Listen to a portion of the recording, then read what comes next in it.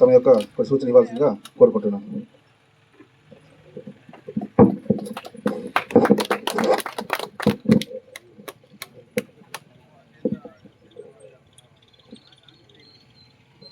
రాష్ట్రంలో, తెలంగాణ రాష్ట్రంలో గ్రామ పంచాయతీ ఎన్నికలు సందడి మొదలైంది.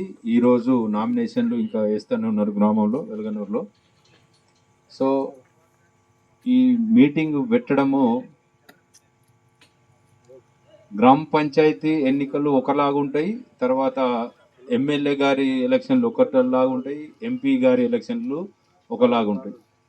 ఈ మూడుట్లలో కంపేర్ చేసుకుంటే మనకు గ్రామ పంచాయతీ ఎన్నికలు అనేటి నిన్నటి వరకు అందరు అన్నదమ్ముల్లాగా కలిసి ఉంటారు.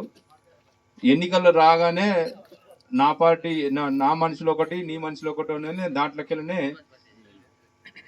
ఈ విడిపోయి పోటీ చేయడానికి ఆస్కారం ఉంటుంది. అవునా కదా? కానీ ఎలక్షన్ల ఓట్ల మట్టుకే అది చూసుకోవాలనే ఉద్దేశంతో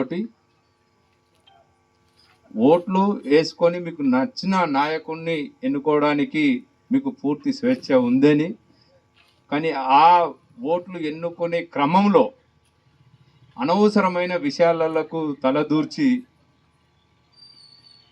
ఏమన్నా కేసులలో ఇన్వాల్వ్ కావద్దు అనే ఉద్దేశంతో మీకు రెండు మంచి మాటలు చెప్పిపోదామని ఇక్కడికి మా ఎస్ఐ గారు, మా సిఐ గారు, లక్షపేట సిఐ గారు మూర్తి అండ్ తైసుద్దీన్ ఎస్ఐ గారు పిలిపిస్తే ఈ కార్యక్రమానికి ముఖ్య అతిథిగా విచ్చేసిన మన మంచిర్యాల జిల్లా డీసీపీ గారు గౌరవనీయులు ఎగ్గడి భాస్కర్ గారు ముఖ్య అతిథిగా విచ్చేయడం జరిగింది. వారికి స్వాగతం పలుకుతూ, మీ అందరికీ తెలుసు దండేపల్లి మండలంలో వెలగనూరు ఎంత పెద్ద విలేజ్. పెద్ద విలేజా కాదు? ఎన్ని ఓట్లు ఉన్నాయి ఇక్కడ? 2300 ఓట్లు ఉన్నాయి. సో దాన్ని దృష్టిలో పెట్టుకొని గతంలో ఇక్కడ చిన్న చిన్న చెదురుమదురు ఇన్సిడెంట్లు జరిగినాయి. మేము ఒకటి చెప్పేది ఏంటంటే,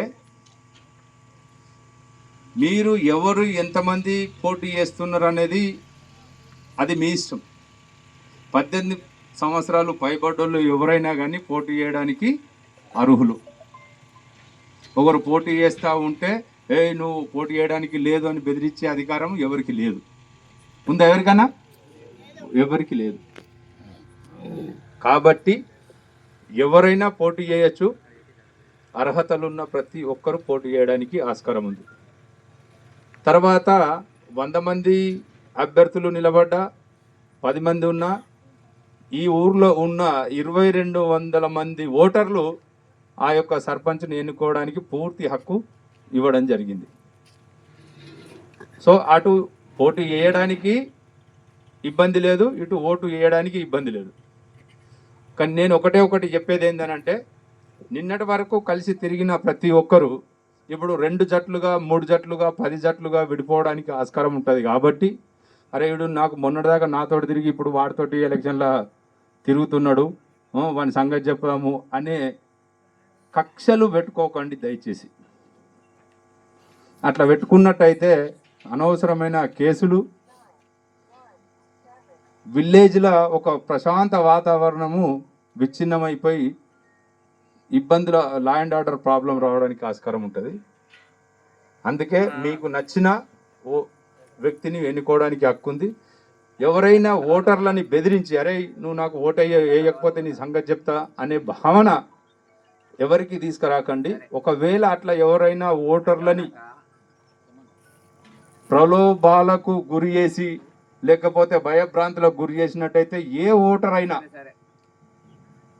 మా పోలీస్ కంట్రోల్ రూమ్ ఉంటుంది, 100 డైల్ చేయండి.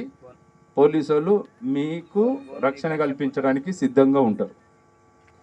కానీ దయచేసి మీరు చట్టాన్ని చేతిలో తీసుకొని వీళ్ళ మీద వాళ్ళు, వాళ్ళ మీద వీళ్ళు కక్షలు పెట్టుకొని గొడవలు చేసుకోకూడదు అనేది ఉద్దేశం.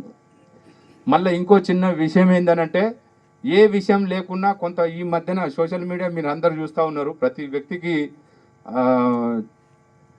ఛాయ్ తాగే స్టార్ట్ అయితే పడుకునేదాకా సోషల్ మీడియాలోనే ఉంటుర్రు.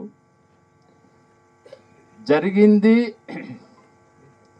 జరిగింది జరిగినట్టు వచ్చేటి ఒక 5% ఉంటున్నాయి, కానీ జరగంది జరిగినట్టు వస్తున్నాయి 95% ఉంటున్నాయి. సో దాన్ని ఏదైతే అపోహలు సృష్టించడానికి కొంతమంది కొన్ని రకాల అపోహలు సృష్టించడానికి ఆస్కారం ఉంది. అది వచ్చిన సోషల్ మీడియాలో వచ్చిన పోస్టు ఏదైతే ఉందో అది కరెక్టా కాదా తెలుసుకున్న తర్వాతనే దాని మీద నిర్ణయం తీసుకోండి. అది తెలుసుకోవాలంటే దయచేసి పోలీసు వాళ్ళకు ఇన్ఫర్మేషన్ ఇవ్వండి. తెలుసుకొని సోషల్ మీడియా మాకు కూడా అందరు పోలీసు వాళ్ళు అంటే స్టేషన్లో ఉన్న పోలీసు వాళ్ళు ఎవరైతే ఉన్నారో వాళ్ళకు తెలుసుకోకపోతే కూడా సైబర్ క్రైమ్ అనేది పోలీస్ డిపార్ట్మెంట్లో ఉంది, వాళ్ళకు తెలుసుకొని ఇది వాస్తవమా కాదా అని తెలుసుకొని మీకు చెప్పడం జరుగుతుంది. కానీ మీరు ఏదో వచ్చిందని చెప్పి దాన్ని పట్టుకొని ఏమన్నా చేస్తే మాత్రము ఇబ్బందుల పాలవుతారు. దయచేసి అట్లా చేయకండి అనేది మా ఉద్దేశం. తర్వాత ఎవరైనా మీరు పెయింటింగ్ రాస్తారు గోడల మీద, రాస్తారా లేదా? ఏ గవర్నమెంట్ ఆఫీస్ మీద మీరైతే పెయింటింగ్ రాయరాదు. ఒకవేళ మీరు రాయాలనుకుంటే ప్రైవేటు వ్యక్తుల ఇళ్ళ మీద రాసుకోవడానికి ఆస్కారం ఉంది. ఎప్పుడు ఆ యొక్క ప్రైవేట్, ఇప్పుడు ఫర్ ఎగ్జాంపుల్ ఈ చిన్న గోడ ఉంది, ఆ ఇల్లు ఉంది, ఆ ఇంటి యజమాని మీకు రాతపూర్వకంగా పర్మిషన్ ఇచ్చినప్పుడు మాత్రమే. అర్థమైందా?